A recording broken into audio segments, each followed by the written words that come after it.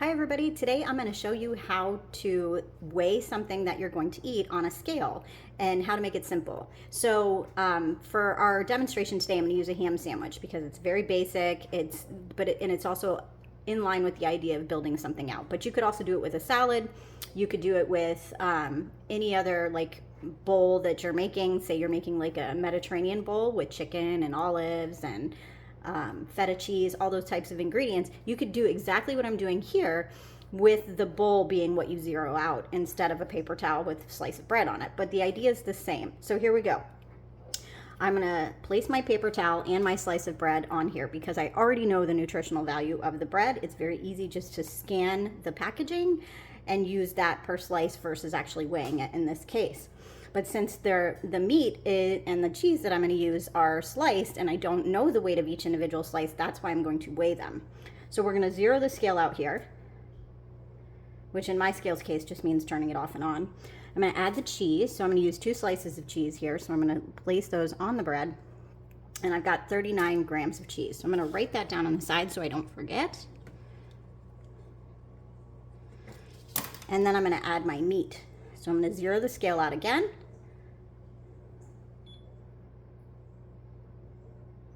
Once it's 0, then I add the ham, and then it's 49 grams of ham.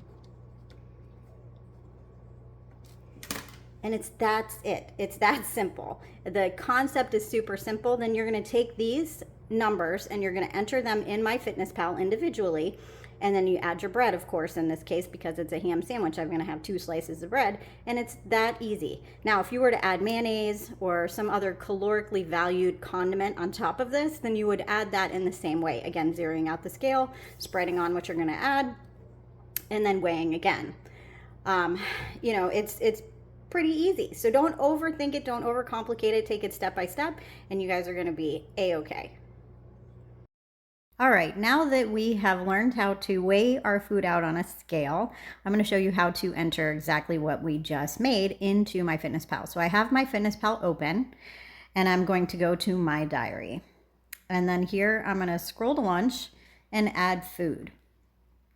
So this was made with this keto-friendly bread, and I'm going to change the serving size to 2 slices.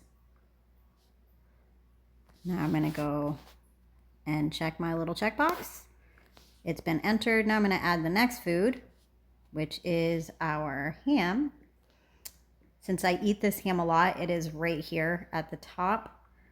And I'm going to change that amount to the 49 grams that I had. And then lastly, we're going to add the cheese, which was a reduced fat American cheese by Boar's Head. So I'm going to put as much information in there as I can because this isn't something that I have as often, so it's not right up there at the top. All right, so I do see a Boar's Head reduced fat yellow American there, but it's 90 calories and it's also does not have a green check mark, so I'm not so sure that's true or accurate. So I'm going to scroll through and I see here's a reduced fat cheese that's American and it's a green check mark and it's 50 calories. Here's another one that's 50 calories with a green check mark. Let's keep going. And I again see some more that are Boar's Head, but they're 90 calories and they are for an entire ounce. So this one is for 1 slice at 50 calories. Let's just check the Boar's Head and see if it has a grams option. It does not. And so see, we are weighing in grams, so this is not helpful to us. We're going to go back and we're going to use one of the ones that does allow us to measure in grams. So I'm going to use this one instead of going by slice. There's a grams option. So we're going to use that and I'm going to put in 39 grams. And so it is going to be a more accurate count.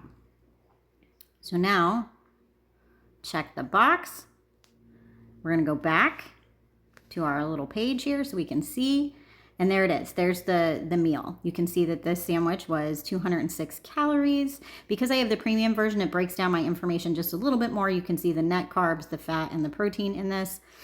If you have the non-premium version, you may not see all of that information, but it doesn't really matter. You get the idea. So this right here is as simple as it is for you to enter your ingredients. Just because this was only a 3-ingredient thing doesn't mean that it isn't just as simple for you if you are making something that's a little bit more complex. And then lastly, let me tell you how you save this. I'm gonna make it real quick. So since I eat this frequently, I'm going to click these 3 dots, or if it's something else that you eat frequently, you definitely want to do this. You're going to click these 3 little dots across from add food, and you're going to save the meal. And then we're going to save the meal as ham sandwich. We'll change it and we'll say ham and American. There we go. And that's it. And it will save all that information for you.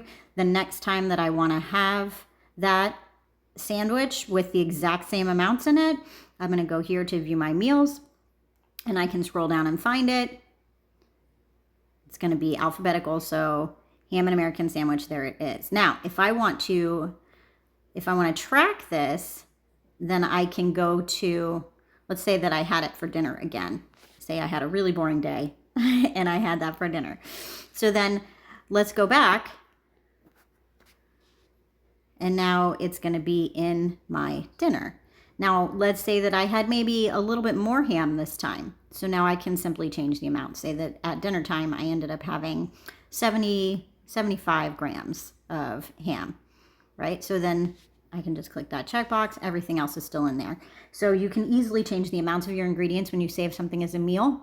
So I highly suggest, if it's something that you eat on a regular basis, or even a beverage like your morning coffee, save it as a meal, because you can always adjust the amounts of what is in that particular meal. And it makes it really simple and saves you a lot of time. So those are your tips for the day. Hope it was helpful. I'll see you next time.